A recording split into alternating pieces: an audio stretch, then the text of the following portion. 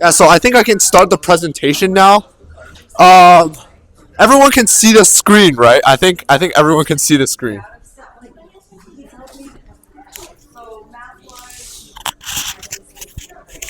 Okay, so hello everyone. So today we're gonna do a little bit of introduction on morphology. Um, yeah, as you can see, I've broken apart the. Um, yeah, I don't have much of an audience here, so I feel like I'm speaking to the void, you know. But okay, attention. Okay, I'm gonna. We can just wait for a bit.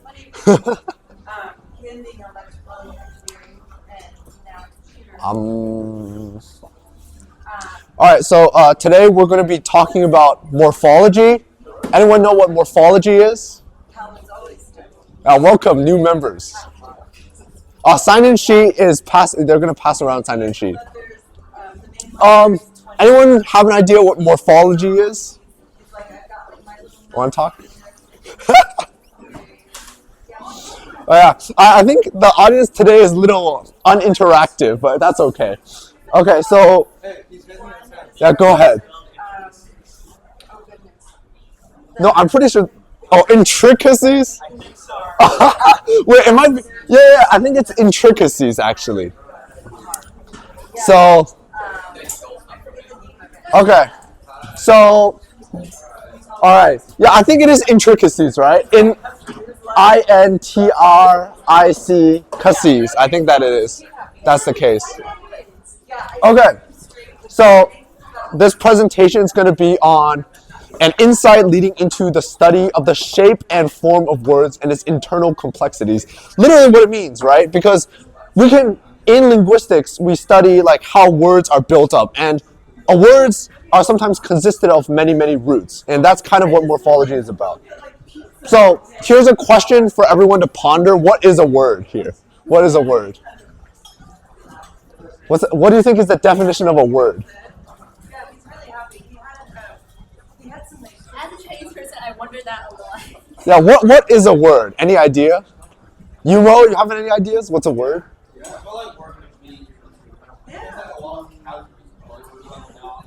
A lot of categories of a verb. I mean, of a word. Noun, adjectives, verbs. So there's types of words. We can categorize the words, right? What is a word? It's a bunch of letters, right? Okay, so let's take a look what the slide has to offer. So let's consider the following words, right? Which of these words are real words and which are nonsense words? So pre-explosionary, is that a real word? But how about like counterproductive? Is that a word? Right? What makes a word what a word is, right? So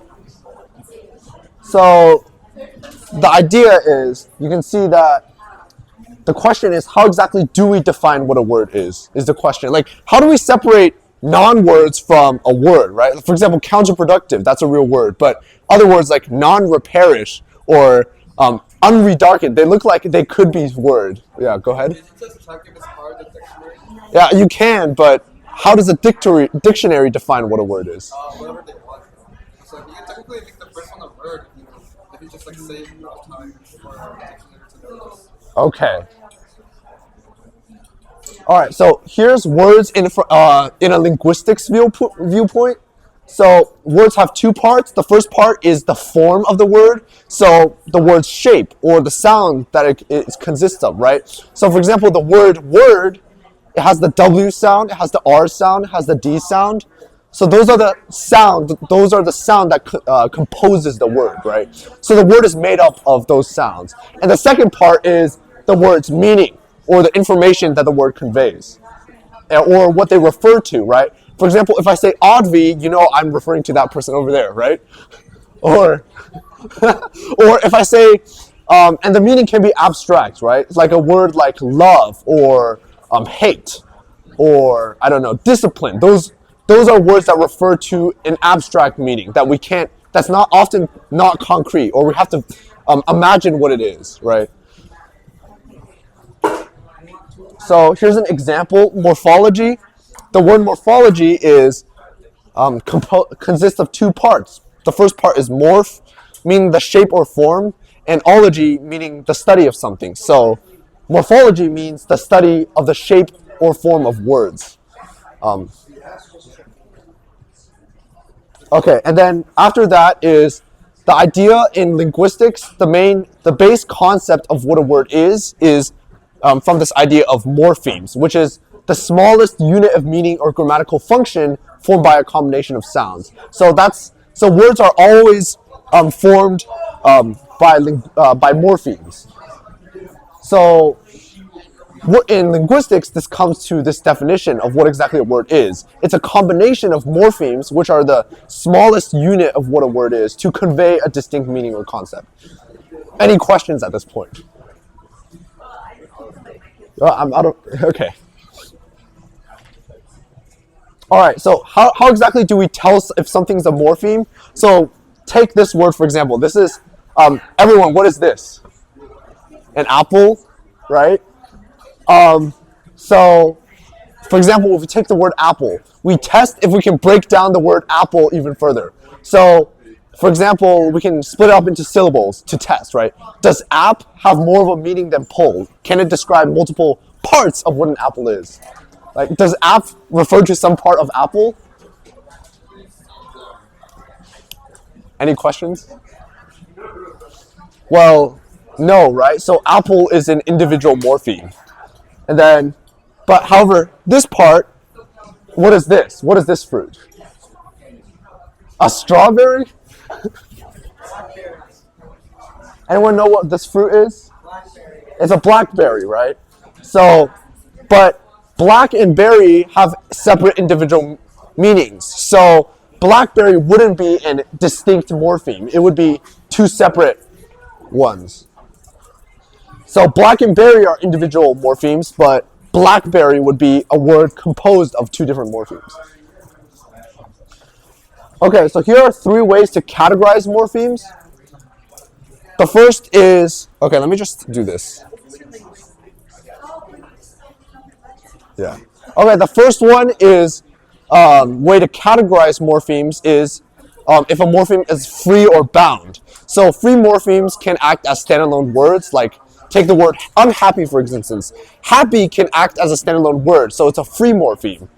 And then bound morphemes must be attached, like, and then there's also stem or affix, which is stems are the core meaning of a word, and affix are like the additional modifiers.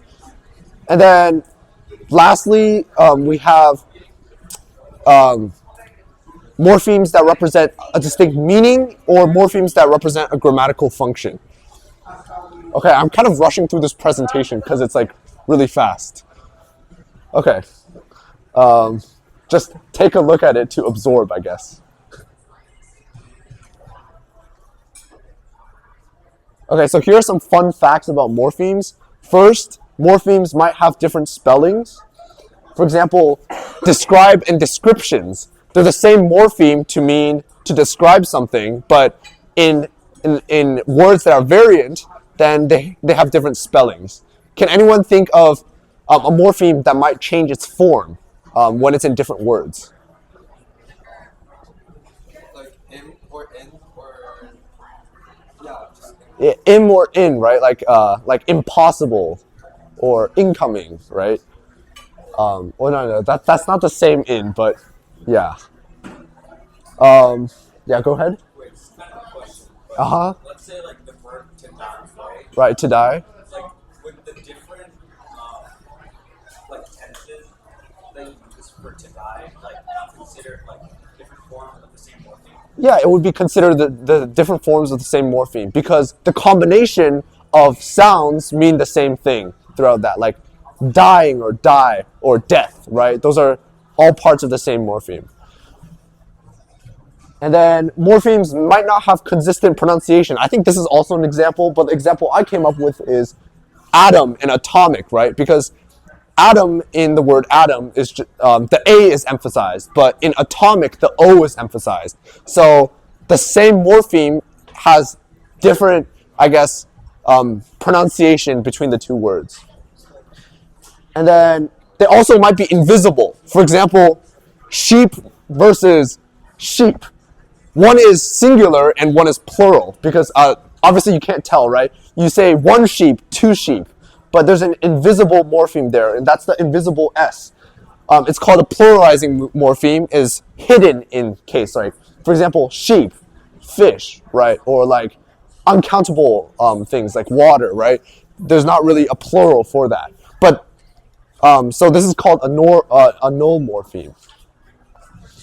Okay, time check, what time is it? 122. Okay. Now let's talk about affixes. Okay, I moved past the stem versus affix slide really fast, but can anyone remind me what is an affix? Selena, do you have an answer? It's the part that's added to the stem. Yeah, it's any sort of morpheme that is attached to the stem for any additional meaning, right?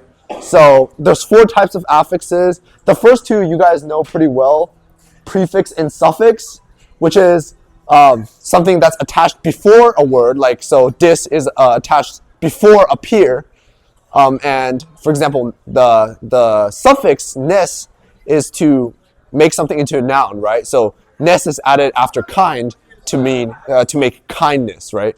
So those are 2 other. Can anyone think of a prefix and someone else think of a suffix? What is an example of a prefix?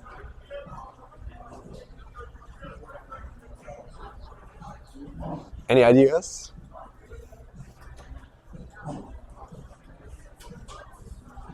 Go ahead. Painful, right? So full would be the suffix. And anyone can think of a prefix maybe? Unforgivable. Unforgivable, right? Earlier, un and able, right? That's actually something I wanted to get to later because the other 2 types of affixes are a little bit more interesting and you might not see them in English. But, okay, the 3rd type is called a circumfix, which is basically an affix that splits around the stem, right? So English doesn't really have this like example, but I mean, this is like a kind of a pseudo example. In Latin, where the circumfix n goes around the stem light, it's not really the case though, because in English, there's a prefix n and there's a suffix n, so they're considered separate affixes. But it might be like, for example, a language like German, right? So the past perfect tense, the present perfect tense of the form of a verb is, for example, the verb in German to learn is lernen, but to conjugate it to the perfect tense is it's kind of like English. I say to learn versus I have learned, right? So in German it's ich hat gelernt, right? So you have the g and t circumfixed around the stem, learn, right? So that's an example of a circumfix. And then the other one is an infix, which is the other type of affix, which is it goes between a stem, right? So for example, the word passerby is one word, but the plural for passerby isn't passerbys, it's passersby, right? So the s, the infix x, the infix s, it goes between the stem passerby. Okay. Right. Okay, let's do some practice. So, can everyone identify all the morphemes in these words? So, all the individual morphemes. Participation is highly encouraged. Anyone? Rahito's just looking at his phone. This one? Rusty. Right? Rusty. Jolly, is E actually a morpheme in jolly? Is it? Is there a noun form of the word jol? Like, because E is an affix usually, right? And how about in basketball? What are the 2 affixes? Sarah, do you want to give it a try? Identify some of the morphemes here. So basket would be a morpheme, right? And ball would be a morpheme. And how about grapefruit? What are some of the morphemes here? Grape and fruit, right? And then what else? Yeah, go ahead. Would the noun form of like jolly be joy? Uh, Would it or no? I mean, Well, I mean, there's a word joyous, right? That would be the adjective form of joy. Yeah, I don't know. I don't think there will be a noun form of the word jolliness, but that's like formed with adding. So I think jolly by itself is a individual morpheme. And how about number? Is number a morpheme by itself? How about number? Number, right? This can be interpreted in two different ways, right? Wait, to more numb? I don't know. Is it? Let's find out. Okay, yeah. Wait, is number a word? I actually don't know. Okay, and then how about like taken? What are the morphemes in taken?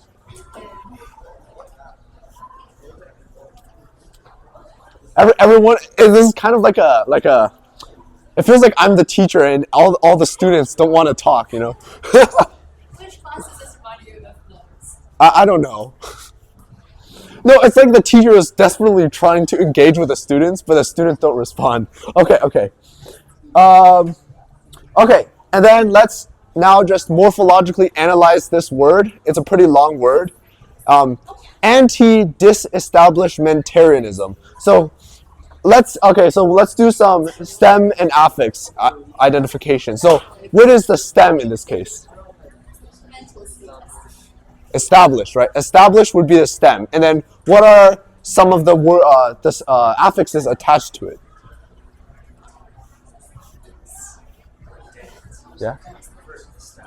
Is it possible that it's like made up of like stable? Yeah, I think that might be the case, right? Stable, and ish, right? Wait, that might actually be the case. So stable is the stem. So establish something is to make something that's stable and functioning, right? So, for example, to establish a school, to make a stable school, right? So that might be the case. And then ish might be just to make something habit, like I don't know, what's an example, but so that might be the case. So that's an interesting theory. And then there's many affixes attached to it. Dis, right? So disestablishment. What does that change the meaning? How does that change the meaning of establish? So if I were to say disestablish, what would that mean? Right? Yeah, it's just the reversal of the process, right? And then mentarianism, ment is the act or process of doing something. Arian is a political stance, and ism is an ideology, right? And then anti is just opposing the ideology. So, I mean, that's how you can analyze the word. Okay. So I want to say new words are coined all the time because people might reinterpret a word's morphology. So, okay, here's a very famous example. Hamburger. It's everyone's favorite food. I mean, maybe everyone's favorite food in America at least. But it was actually invented in Germany in a city named Hamburg, right? So they called it a hamburger. But when English speakers heard of it, they thought it was a burger that was made of ham. The funny thing is, a burger, as you know, is not even made with ham. It's made with beef, right? And then another example of this is the word burgle, which was invented because people thought burglar was two separate morphemes, but it was actually just one morpheme. So maybe like jol in like the near century might be a noun, you know, like from jolly. I don't know. And then, okay, yeah, I think we have to end that today. But yeah, here's some more interesting. I'll post the slides later. So yeah, we're gonna do a language review next time. So show up, please. Thank you. Okay. Huh?